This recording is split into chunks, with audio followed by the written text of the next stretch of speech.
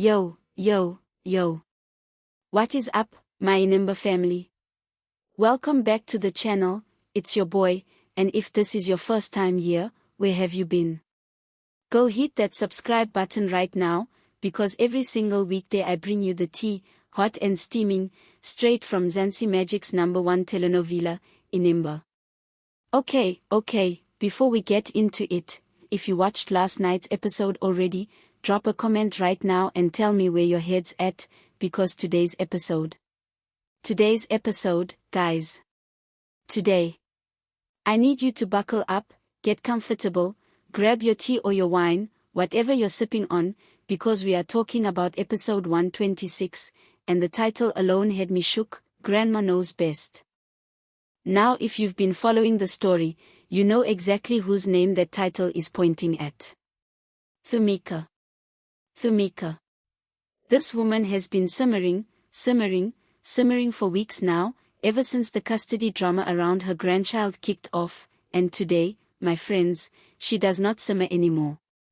Today she boils over. Let's get into it. Scene 1, the Mabandla household, early morning. So we open on the Mabandla house, and the vibe is already off. You can feel it. The episode doesn't even give us a good morning, it just drops us straight into tension.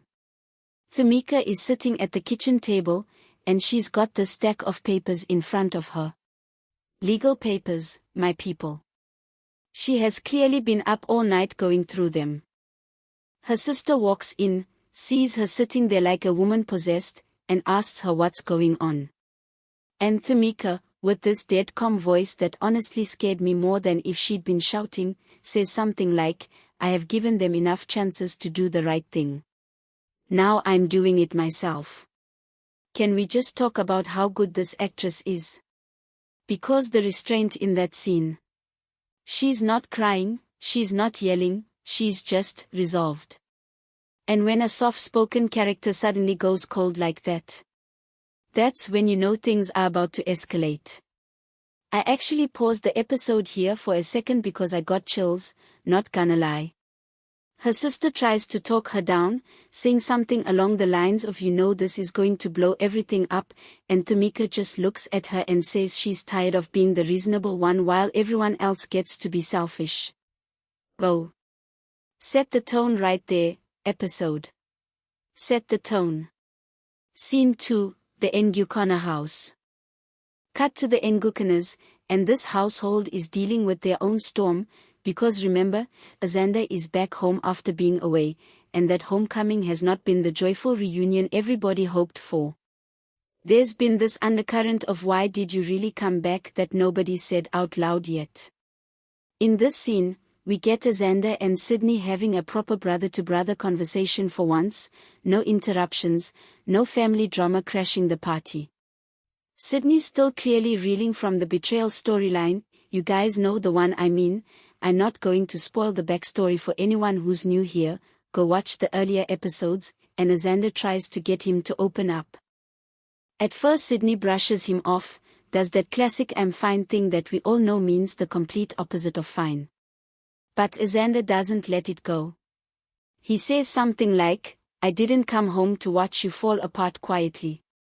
Talk to me. And honestly, that line got me a little emotional. Because we've watched Sydney hold everything together for so long, and it's about time somebody actually asked him how he's doing instead of asking him to fix everyone else's problems.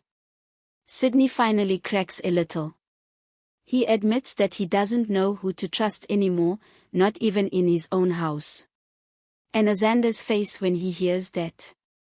Pure heartbreak. You can see him realizing just how deep this betrayal cut. But, and you knew there was a but coming, their moment gets interrupted. A knock at the door. And when they open it, it's someone from the Mabandla side. Delivering something official looking. Dan Jiyuan. Okay, I'm being dramatic, but genuinely, the way the camera lingers on that envelope. The show wants us to know this matters. Scene 3, Zethu and Wandel. Now we shift over to Zethu, and my heart, honestly, my heart goes out to this woman every single episode. Motherhood has not been kind to her on this show, and today's no different. She's shown in a quieter moment, just sitting with her thoughts, when Wandel comes to check on her. Wandel's energy here is interesting, supportive on the surface, but there's something a little guarded about it too, right? Like she's choosing her words carefully. She asks Zethu how she's holding up with everything that's happening with the baby, and Zethu, bless her, it just says she doesn't know how much more she can take. This is where Zethu finally starts to open up about feeling like she's constantly being underestimated, like everyone around her thinks she can't handle motherhood, and it's making her doubt herself even when she knows she's doing her best. And listen, as a viewer, I have been screaming this for weeks. Let this woman parent her child in peace. The show is clearly setting up for her to find her voice more, because remember the earlier episodes where she started finding her voice as a mother, today feels like the emotional lead up to a bigger moment. I'm calling it now, Zethu is about to have a stand up for herself scene very soon, and when it happens, I am going to be cheering. Wandel, though, and this is the part that made me suspicious, drops a comment that feels almost like she's testing Zethu. Something like, "Are you sure you're not just telling yourself you're fine because it's easier than asking for help?" And Zethu goes quiet. Now, is Wandel actually trying to help her? Or is there something else going on with Wandel that we don't know yet? Because remember, this show loves giving characters double motives. I'm keeping my eye on her. Scene 4, Lazarus and Zolika. Okay, we need a breather after all that heaviness, and the show gives it to us, sort of, with a Lazarus and Zolika scene. And you guys know I live for these two. Their chemistry is unmatched on this entire show, I don't make the rules. So Lazarus shows up at Zolika's, and he's got this whole plan to remind her why their relationship is worth it, because let's be real, these two have been through it. Betrayals, distance, misunderstandings, the whole telenovela buffet. He's brought her something, didn't get a super clear shot of what it was, looked like it could be a keepsake or a memory item from earlier in their relationship, and he says something like, "I know I've made this hard. I'm not asking you to forget that. I'm asking you to let me try again." And Zolika, my girl, has walls up, appropriately so, doesn't just melt immediately, which I appreciated. She tells him that trying again isn't the same as trusting again, and that he needs to understand the difference. Which, valid. Get it, Zolika. Make him work for it. But you can see it in her eyes, guys. She wants to believe him. There's a moment where their hands almost touch and the music swells, and I was literally leaning into my screen like, come on, and then, of course, her phone rings. Because this show refuses to let two people have a nice moment without cutting it short. The call is about the custody situation. Zolika's face drops instantly. Which tells us she is, in some way, tangled up in whatever Thumeka is about to do. Interesting. Very interesting. Scene 5, the confrontation begins. Okay, this is the scene you've been waiting for if you saw the title of the episode. We cut to what looks like a family gathering, maybe called specifically because of that envelope from earlier, maybe just an unlucky coincidence of timing, the show doesn't spell it out immediately, and Thumeka walks in with those legal papers from the opening scene, and the whole room goes quiet. She doesn't waste time. She lays it out plainly, she has decided to formally pursue full custody of her grandchild, and she's not backing down regardless of who it upsets. And when she says the words "I am doing this whether you like it or not," you could hear a pin drop. I actually gasped out loud watching this, not even exaggerating. Now, the reactions in the room are everything. One family member immediately gets defensive, accusing Thumeka of trying to tear the family apart out of spite. Another person, and I think this might be where Zolika's earlier phone call comes back in, tries to play peacemaker, saying there has to be a way to handle this without going legal. But Thumeka isn't hearing it. She says, and I'm paraphrasing here, that she has tried the quiet, patient, understanding approach for months, and it has gotten her nowhere except more heartbreak, so now she is doing this the hard way. Can we talk about how good this monologue was? The actress playing Thumeka really said watch me cook with this scene. There's a moment where her voice cracks, just slightly, just for a second, when she talks about how much she loves that child, and it hits different because up until now she's been so composed. That crack in her voice tells us this isn't about winning or control. This is a grandmother who is scared she's going to lose her grandchild for good. Somebody in the room, I believe it's a Ndukona family member, tying back to that envelope delivery, reveals that they'd already suspected this was coming, which suggests there's history here we haven't fully seen play out yet.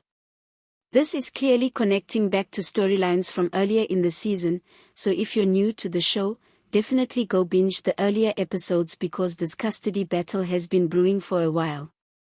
The scene ends with Thumeka delivering the line that I guarantee is going to be a clip going viral by tomorrow: grandmothers don't ask for permission to protect their own. Chills. Absolute chills. Drop the mic, Thumeka. Drop it and walk away. Scene 6, The Fallout. After that bombshell, the episode wisely slows down to let us sit with the fallout. We get quick cuts between different characters processing what just happened. Zethu, who I believe is connected to this custody situation in some way given the ongoing motherhood storyline, looks absolutely gutted. If Thumeka's fight involves a child close to Zethu's world, and the show is being cagey about the exact family connections here, which, keep us guessing, this could shake her entire sense of stability right when she was already struggling with self-doubt from that earlier scene with Wandel. Sydney, meanwhile, gets a phone call. We don't hear who it's from, just his reaction, and his face goes through about 4 different emotions in 10 seconds. Shock, then anger, then something that almost looks like relief, and I don't know what to make of that yet. Is this good news buried inside bad news? Does this custody battle actually work in his favor somehow? I need answers. Show, don't do this to me. Lazarus and Zolika, who we last saw almost having their sweet moment interrupted, reconvene, and it's clear the custody bombshell affects them too.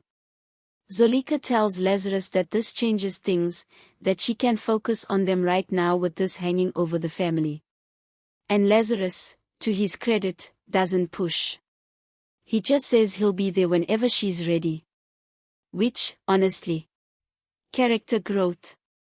I see you, Lazarus. Scene 7, The Quiet Gut Punch ending.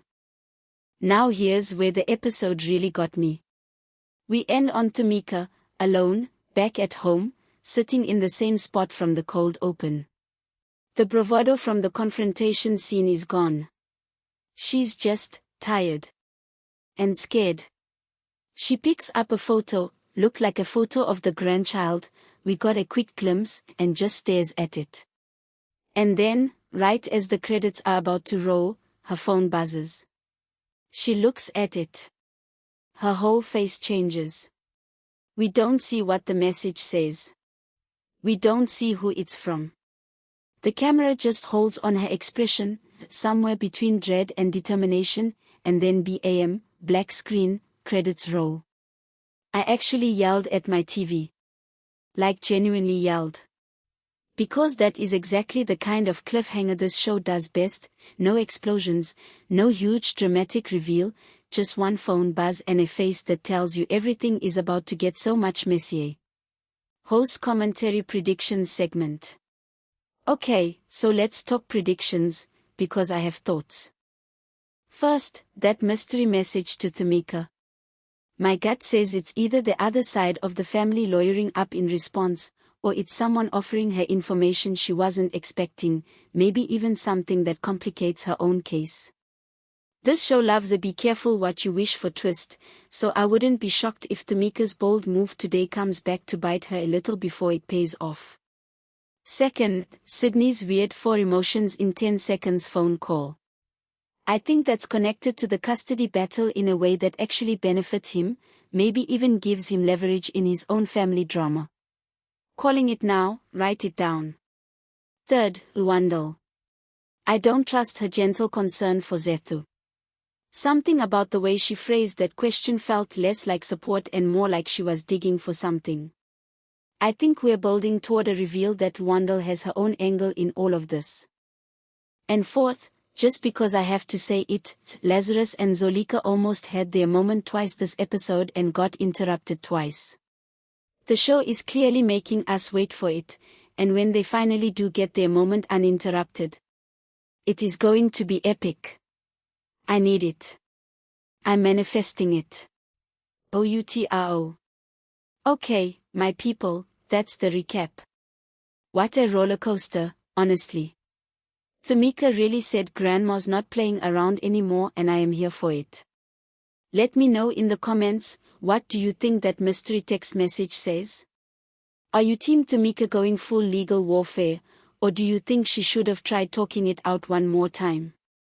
And please tell me I'm not the only one who screamed when Lazarus and Zolika got interrupted again. If you enjoyed this recap, smash that like button, subscribe if you haven't already so you don't miss tomorrow's episode breakdown, and turn on that notification bell because trust me, based on how today ended, tomorrow's episode is not going to disappoint. Until next time, my Inimba family, stay dramatic, stay tuned, and I will see you right back here tomorrow for the next episode. Bye, guys.